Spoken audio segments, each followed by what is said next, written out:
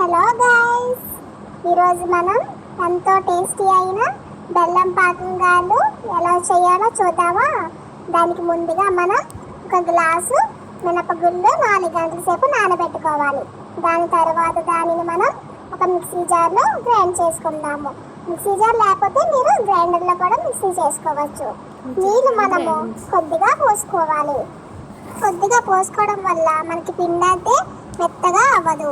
చూసారు కదా ఎంత బాగా వచ్చిందో.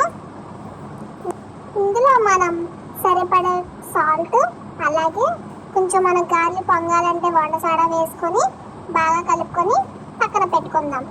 ఇప్పుడు మనం బెల్లం పాకం రెడీ చేసుకునే విధానం చూద్దాం. ఇందులో మనం 2 కప్పుల బెల్లం, 1.5 కప్పు వాటర్ పోసుకొని బాగా మరిగించాలి. మరిగించాక దీన్ని మనం బాగా కలుపుకోవాలి. ఇప్పుడు మనం ఈ బెల్లంలో ఉన్న వేస్ట్ని ప్యూరిఫై చేసుకుందాం. ఇలా చేసుకోవడం వల్ల బెల్లంలో ఉన్న వేస్ట్ అంతా మనకి పోతుంది. చూసారు కదా మనకి ఎంత వేస్ట్ అనేది వచ్చిందో.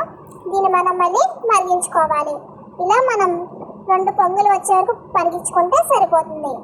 వేసుకున్నాక ఇందులో మనకి ఫ్లేవర్ కోసం కొంచెం యాలకుల పొడి వేసుకొని పక్కన పెట్టేసుకుందాం. అంతే, బెల్లం పాకం రెడీ అయిపోయింది. ఇప్పుడు మనం గారెల కోసం నూనె అయితే బాగా మరిగించుకుందాం. ఇప్పుడు గారెల షేప్ అనేది మనకి బాగా రావాలంటే ఈ విధంగా ట్రై చేయండి. షేప్ అయితే బాగా వస్తుంది. చూసారు కదా ఎంత బాగా వచ్చాయో.